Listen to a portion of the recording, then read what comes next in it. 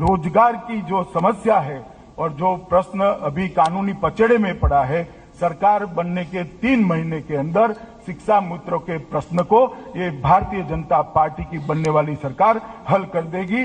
और उत्तर प्रदेश में हम महामना मदन मोहन मालवीय संस्कृत विश्वविद्यालय की भी स्थापना करेंगे।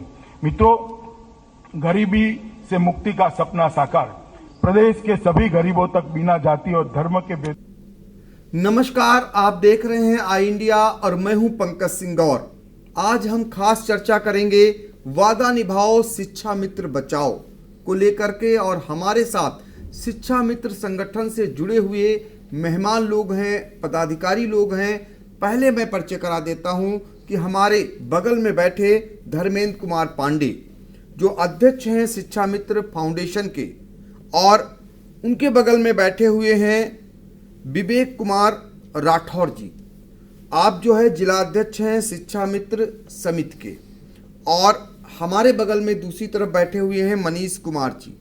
आप हैं नगर अध्यक्ष आदर्श शिक्षा मित्र वेलफेयर एसोसिएशन। तो आज हम चर्चा करेंगे आप लोगों से, चूँकि आपको बता दें कि 20 साल पहले जब भाजपा सरकार सूबे में होती थी तब शिक्षा मित्रों की भर्ती हुई थी। कल्याण सिंह जी मुख्यमंत्री हुआ करते थे और शिक्षा मित्र और शिक्षा मंत्री राजनाथ सिंह हुआ करते थे। आप लोग भर्ती किए गए थे उस समय, और तब से बराबर आप लोगों को आश्वासन मिल रहे हैं। सरकारें हमेशा आश्वासन ही देती हैं, लेकिन जब भाजपा सरकार आई तो इन्हें ये कहा गया कि 3 माह में ये समायोजित किए जाएंगे, और ये लोग न्याय की मांग, अपने हक की मांग उठाते आ रहे हैं। कौन नहीं जानता है कि अध्यापकों से कंधा मिलाकर ये शिक्षा मित्र स्कूलों को आज भी चला रहे हैं।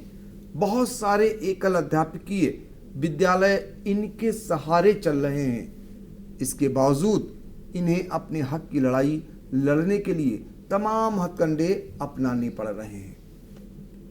कोर्ट से लेकर सरकार से पहले गुहार लगाई, फिर कोर्ट तक गए, लेकिन इन्हें अभी न्याय नहीं मिला है। अब ये सरकार से जो उनका वादा किया गया था उसको पूरा करने की मांग कर रहे हैं। इसको लेकर आपको बता दें कि चूंकि राज्य सरकार ने 6 माह के लिए किसी भी आंदोलन करने को लेकर प्रतिबंध लगा दिया है, ऐसे में इन्होंने सोशल मीडिया का सहारा लिया और वादा निभाओ शिक्षा मित्र बचाओ हैशटैग करके ट्विटर से करीब 19 लाख शिक्षा मित्र और उनके परिजनों ने अपनी बात प्रधानमंत्री तक पहुंचाई और भाजपा के राष्ट्रीय अध्यक्ष तक पहुंचाई, गृह मंत्री अमित शाह तक पहुंचाई, और इन्हें उम्मीद है कि अब इनकी सुनवाई होगी। चूंकि आने वाले समय में विधानसभा चुनाव है, कम से कम उस दौरान तक अपने वादे को पूरा करेंगे। तो इनके सामने क्या कुछ दिक्कतें हैं और क्या इनकी मांगे हैं, इन्हीं के पास चलेंगे। सबसे पहले हम चलेंगे धर्मेंद्र कुमार पांडे के पास, जानेंगे कि सूबे में शिक्षा मित्रों की तादाद कितनी है और अब तक जो आपने लड़ाई लड़ी है, क्या लगता है आपको न्याय मिलेगा? वर्तमान में उत्तर प्रदेश में लगभग 1,65,000 के आसपास शिक्षा मित्र हैं। 25 जुलाई 2017 को सुप्रीम कोर्ट से हारने के बाद हमने लगभग 4,889 शिक्षा मित्र खोए। विडंबना तो तब थी कि सबका संरक्षण करने वाली सरकार जो दम्भ भरती है कि हम सर्व समाज का संरक्षण कर रहे हैं, केवल पंचायत चुनाव में हमने 245 साथी खोए, और उसमें से 100 परिवार तो ऐसे हैं जो पूर्ण रूपेण अनाथ हो गए। उनकी तरफ कोई देखने वाला नहीं। हम लोगों ने बहुत प्रयास किया, माननीय मुख्यमंत्री से मिलने का प्रयास किया, मिलने का समय नहीं मिलता है। कभी कभी स्थिति ये होती है कि शासनादेश हो जाते हैं, मानदेय जैसी दिक्कतें। आई इंडिया सदैव से हमारे लिए संघर्ष करती रही। कई बार ऐसा हुआ कि जब पूरा महीना बीत गया, हमें पैसा नहीं मिला, हमने आपसे कहा, आई इंडिया ने पहल की और हमें उसका हमारा 1 हफ्ता के अंदर इन्हीं लाल फीताशाही अधिकारियों ने हमारा भुगतान कराया। तो ऐसी स्थिति में हम लोगों के सामने बड़ा धर्म संकट है, पीछे कुआं है, तो आगे खाइए। ये बड़ी बात आप कह रहे हैं कि मुख्यमंत्री से आप समय मांगते हैं, आप लोग, समय नहीं मिलता है। इन 4.5 सालों में आप क्या मानते हैं कि सरकार ने आपको सुना है? नहीं, इन 4.5 सालों में अगर हमने कुछ कहने का प्रयास भी किया तो हमें ठीक 1857 की पूर्व की सरकार की भांति हमें दबा दिया गया। हमने अगर संवैधानिक दायरे में पदयात्रा की तो कहा गया कि ये इसी लायक हैं। इस प्रकरण को हम माननीय उपराष्ट्रपति तक ले गए। लखनऊ से दिल्ली तक मैं पैदल गया और माननीय उपराष्ट्रपति से इस बात की गुहार लगाई कि उत्तर प्रदेश के शिक्षा मित्रों का कल्याण करा दीजिए, लेकिन वो भी ढाक के 3 बात। इसी बीच में एक दिनेश शर्मा कमेटी बनी। उस समय शिक्षा मित्र आंदोलन चरम पर था। वर्तमान माननीय मुख्यमंत्री जी के निर्देशानुसार उप मुख्यमंत्री माननीय दिनेश शर्मा जी के द्वारा कमेटी का निर्माण हुआ और वहां पर एक लिखित समझौता हुआ और उन्होंने कहा कि ठीक 3 महीने के बाद हम आपको एक कॉमन मिनिमम एजेंडा है, उसके तहत आपका संरक्षण करेंगे। आज 3 साल 4 साल पूरे हो रहे हैं, 4 साल पूरे हो रहे हैं, लेकिन उसका भी कहीं कोई अता पता नहीं। जब भी शर्मा जी से बात होती है, अभी विगत दिनों ने ट्वीट करके उत्तर भी दिया कि वो मैंने कमेटी बनी थी, उसको मैंने माननीय मुख्यमंत्री जी को सौंप दिया, अब वो जिम्मेदारी माननीय मुख्यमंत्री जी की है, बाकी मैं पत्राचार करूंगा। तो इस तरीके से ये लोग कहाँ नहीं अपनी गुहार लगा रहे हैं, लेकिन अभी तक इनकी सुनवाई नहीं हो पा रही है। हम चलेंगे विवेक कुमार राठौर के पास और जानेंगे कि जब आप लोग भर्ती हुए थे और उसके बाद की सरकारों ने आपसे क्या क्या वादे किए और उन वादों को लेकर आप भी आज भी इंतजार करते हैं, बावजूद इसके ड्यूटी भी निभाते चले आ रहे हैं उम्मीदों में। जी, जब से हमारी नियुक्ति हुई, सन 2007 से हमारी नियुक्ति हुई, उसके बाद 3,000 रुपये 2250 रुपये पे हमने मानदेय पे काम किया। काम उतना ही करते थे जितना अध्यापक करते थे, समय उतना ही लगता था, 10 से 4, 9 से 3, जितना अध्यापक समय स्कूल विद्यालय में बिताते थे उतना ही समय हम लोग भी बिताते थे। चूँकि उनको वेतन मिल रहा था 40,000 50,000, हमें मिल रहा था 3,000। उसके बाद सत्ता परिवर्तन हुआ, बसपा गवर्नमेंट में ट्रेनिंग कराई गई हम लोगों की। सपा गवर्नमेंट में बैच पहला बैच 65,000 का, दूसरा बैच 65,000 का करके हम लोगों की नियुक्ति की गई। उसके बाद यह मैटर सुप्रीम कोर्ट में पहुंचा, सुप्रीम कोर्ट से समायोजन निरस्त कर दिया गया। उस समय बीजेपी की गवर्नमेंट थी सन 2017 में। बीजेपी गवर्नमेंट यही कहती रही कि दूसरे सपा और बसपा के कारनामे भुगत रहे हैं शिक्षा मित्र, लेकिन हम ये कहते हैं कि हम अगर दूसरी गवर्नमेंट में गलती हुई थी तो आप भी तो हमारे मुखिया थे, आप उस गलती को सुधार सकते थे, लेकिन नहीं, ऐसा नहीं सुधारा गया। बस वादों पे हम लोगों को दबाने की कोशिश की गई। तो ये बड़ा सवाल है, सरकार से पूछा जा रहा है कि अगर दूसरी सरकारों में कोई गलती हुई थी तो आप सुधारने के लिए हैं, आप सुधार कर और इन्हें न्यायोचित समाधान इनका कराएं।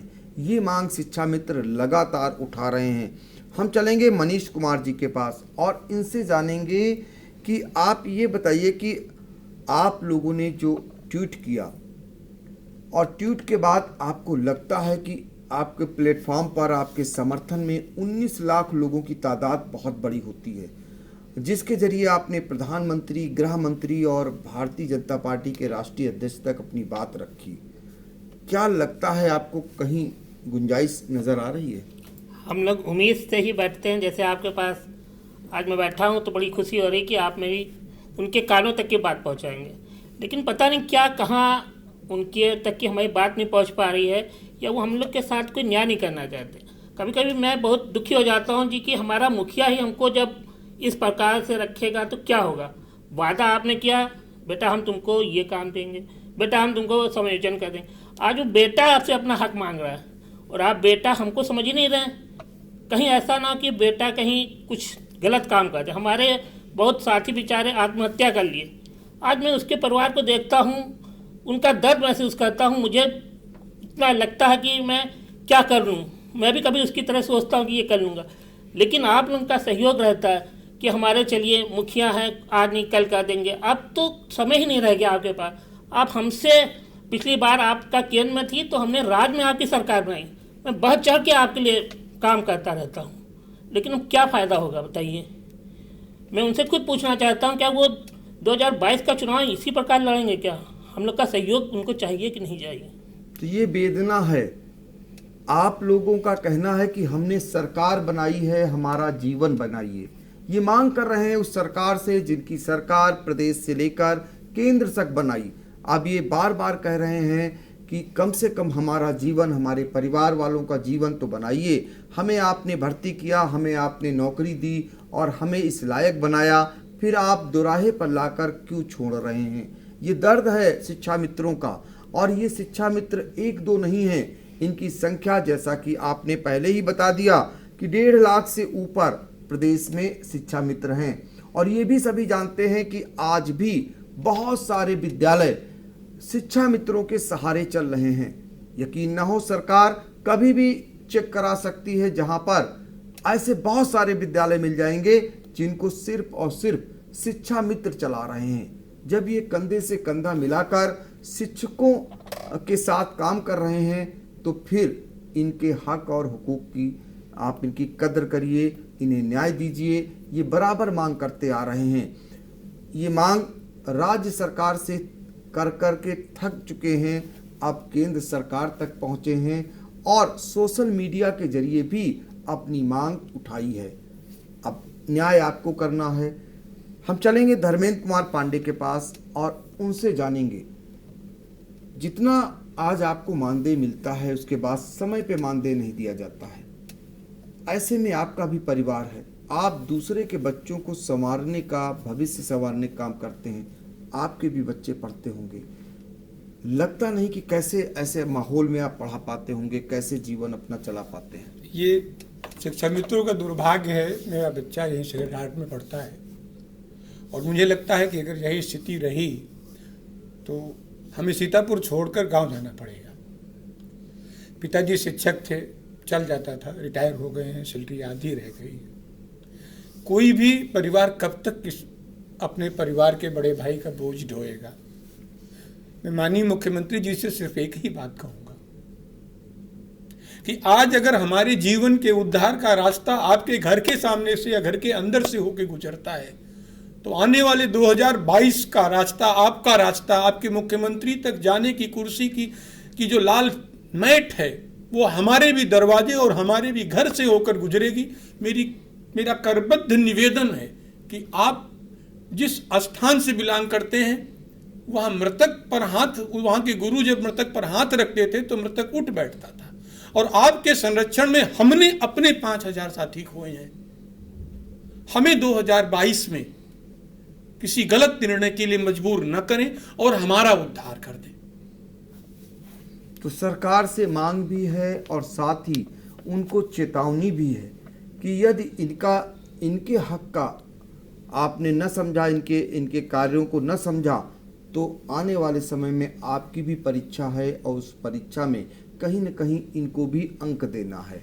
ये शिक्षा मित्रों की वेदना भी है और सरकार को चेतावनी भी है, जो फिलहाल अब 6 महीने तक धरना प्रदर्शन कर अपना विरोध प्रदर्शन नहीं कर सकते, लेकिन सोशल मीडिया के जरिए अपनी बात आप तक पहुंचा रहे हैं, निरंतर पहुंचाते आ रहे हैं। हम विवेक कुमार राठौर से जानेंगे कि कई बार ऐसे क्षण आते होंगे कि आप लोगों को समय पर जो भी मानदेय मिल रहा है वो भी नसीब नहीं होता है। उस समय आप कैसे गुजर बसर करते होंगे? मानदेय ना मिलने की वजह से अत्यंत बहुत ही दुखों का सामना करना पड़ता है। एक तो 11 महीने का मानदेय मिलता है, इस समय ये जून का महीना चल रहा है, ये जून में हम लोगों को मानदेय नहीं मिलेगा। पता नहीं कैसे हम लोग अपना खर्चा चला रहे हैं, ये तो हम ही लोग जान सकते हैं कि कैसे खर्चा चला रहे हैं। बहुत लोगों ने तो लोन ले रखा था, लेकिन इस समय पोजीशन ये है कि जेब में एक पैसा नहीं है, तब भी घर का खर्चा लगा, 4 लोग खर्चे वाले, क्या करा जाए? घर में एक खाने को नहीं है। अब इस समय हम लोग कैसे चलाएं? पूरा जून हम लोगों को मानदेय नहीं मिलता है। 11 माह का मानदेय देती है गवर्नमेंट। ये देखिए, ये है दर्द।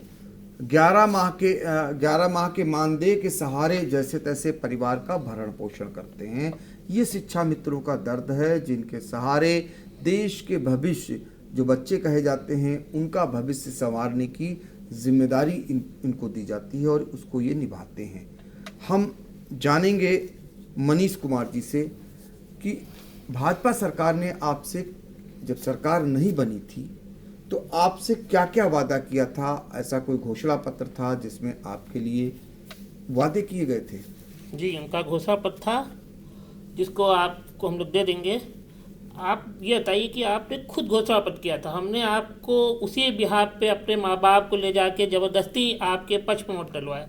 आज वही माँ बाप, वही भाई बहन हमको डांटते हैं कि तुमने क्या कर लिया अपना भविष्य बर्बाद करके। बिना घोषणा आप ये कि मेरे पिताजी अगर कुछ कहें कि बेटा ये 10 रुपये दूंगा, उसके बाद वो हमको तड़पाएं, तो बताइए मैं क्या करूँगा। मुझे घोषणा पत्र आपने देखा होगा, उनके वादे देखे होंगे।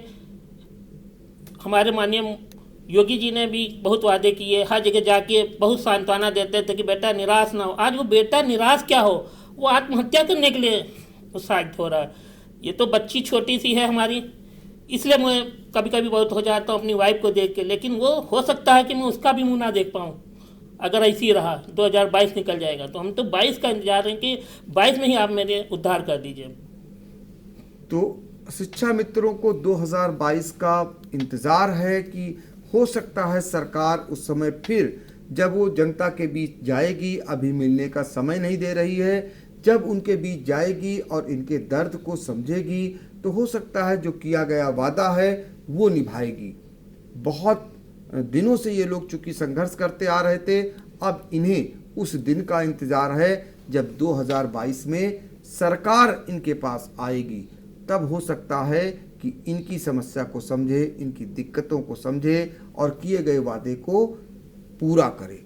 फिलहाल आज के लिए इतना ही, हमें दीजिए इजाजत। नमस्कार। खबर आपकी, नजर हमारी। देखते रहिए आई इंडिया।